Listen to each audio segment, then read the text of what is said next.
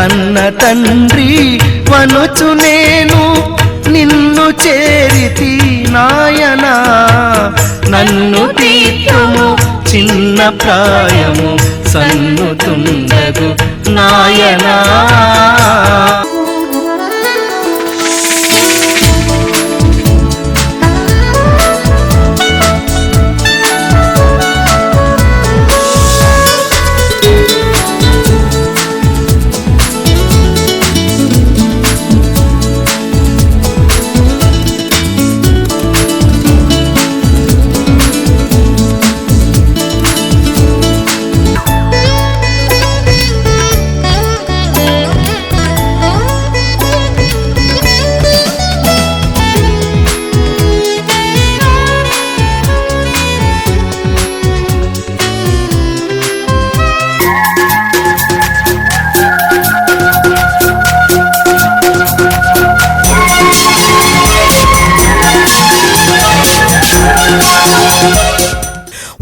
ప్రత్యక్షత అనేటువంటి దాని గురించి దేవుని యొక్క వాక్యములో నుండి మనం చాలా జాగ్రత్తగా దైవ వాక్యాన్ని మనము పరిశీలన చేసుకుందాము.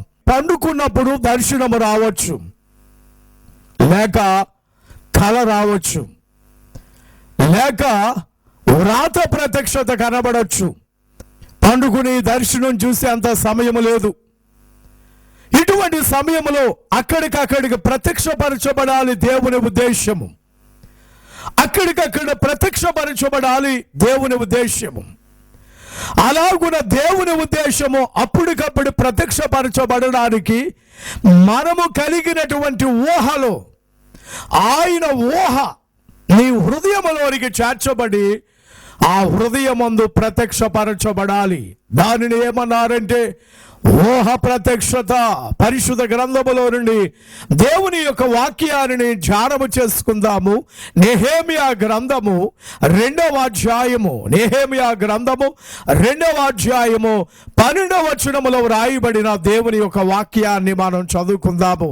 ఆ రాత్రి యందు నేను నాతో కూడానున్న కొందరు లేచితిమి. యెరూషలేమును గూర్చి దేవుడు నా హృదయమునందు పుట్టించిన ఆలోచనను నేను ఎవరితోనైనాను చెప్పలేదు, మరియు నేను ఎక్కి ఉన్న పశువు తప్ప మరి ఏ పశువును నా యొద్ద ఉంచబడలేదు. దైవ వాక్యములో వ్రాయబడిన దేవుని యొక్క మాటలు. నెహెమ్యా అనేటువంటి ఒక భక్తుడు దేవుని మందిరమును నిర్మాణము చేయడానికి అతడు పూనుకున్నప్పుడు దేవుడు నా హృదయమునందు పుట్టించను ఊహ. ఎలా నిర్మాణము చేయాలి, ఎలాగూ దానిని సిద్ధము చేయాలి, ఎలాగున దేవుని యొక్క ఊహ, దేవుని యొక్క ఉద్దేశము, దేవుని యొక్క తలంపు, దేవుని యొక్క ఆలోచన అప్పటికప్పుడు మన ఊహలోనికి అది ప్రవేశిస్తుంది. ఆ ఊహను బట్టి దేవుడు తన ఉద్దేశాన్ని ప్రత్యక్షపరుస్తారు. దైవ వాక్యములో వ్రాయబడిన దేవుని యొక్క మాటలు.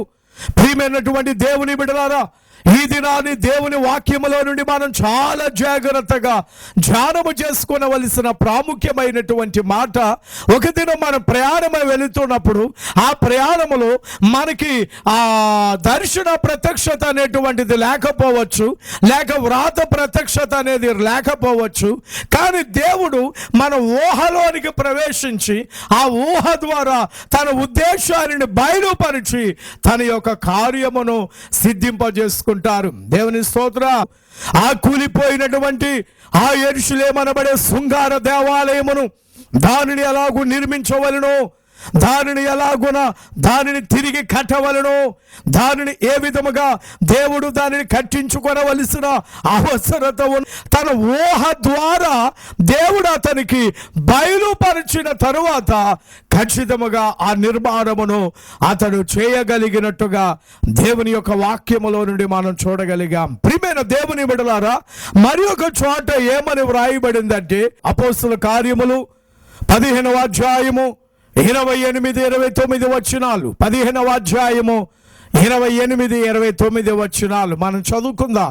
విగ్రహములను అర్పించిన వాటిని, రక్తమును, గొంతు పిసికిన చంపిన దారిని, జారత్వమును విసర్జింపవలెనను. ఈ అవశ్యమైన వాటి యందు ఎక్కువైన మరి ఏ భారము మీ మీద మోపకూడదని పరిశుద్ధాత్మకును మాకును తోచెను. దేవుని యొక్క వాక్యములో వ్రాయబడిన దేవుని యొక్క మాటలు ఊహ ప్రత్యక్షతలో కనబడుతున్న ఒక విలువైనటువంటి సత్యాన్ని దేవుని యొక్క వాక్యములో మనం చూడగలుగుతున్నాము. ఆ దినములలో సువార్తను ప్రకటించుచున్నటువంటి అపోస్తలుడైనటువంటి పౌలు గారు మాట్లాడుతున్నటువంటి మాటలు ఏమిటదంటే, విగ్రహము దగ్గర పెట్టిన వాటినైనను, మరి ఏ విధమైనటువంటి అన్య ఆచారములనైనను, మరి ఏ విధమైనటువంటి అపవాదికి సంబంధించినటువంటి కార్యములనైనను, మరి ఏ విధమైనటువంటి దేవునికి వ్యతిరేక సంబంధమైన కార్యములైనను మీరు చేయకుండా ఉండవలనని పరిశుద్ధాత్మ తండ్రి మాకును మీకును తెలియజేసి ఉన్నాడు అనేటువంటి సంగతిని అక్కడ పౌలు గారు చాలా విపులముగా వివరించిన వివరణ మనం చూడగలుగుతున్నాం. దేవుని స్తోత్ర. ప్రియమైన దేవుని బిడ్డలారా, దేవుని యొక్క వాక్యములో వ్రాయబడిన దేవుని మాటలు ఊహ ప్రత్యక్షత. ఒక విగ్రహము దగ్గరికి వెళ్ళినప్పుడు ఆ విగ్రహము దగ్గర ఉంచబడిన దానిని మనం తీసుకోకుండా, వాటిలో మనం పాలువారము కాకుండా, మన ఊహలోనికి దేవుని ఊహ ప్రవేశించి దీనిని చేయొద్దు, దీనిని చేయకూడదు, దాన్ని ముట్టకూడదు అనేటువంటి ఊహ ద్వారా దేవుడు మనకి ప్రత్యక్షపరుస్తాడు. దేవుని స్తోత్ర. దేవుని యొక్క వాక్యములో వ్రాయబడిన దేవుని మాటలు, పరిశుద్ధ గ్రంథములో వ్రాయబడిన దేవుని సత్యాలు ఒక అన్య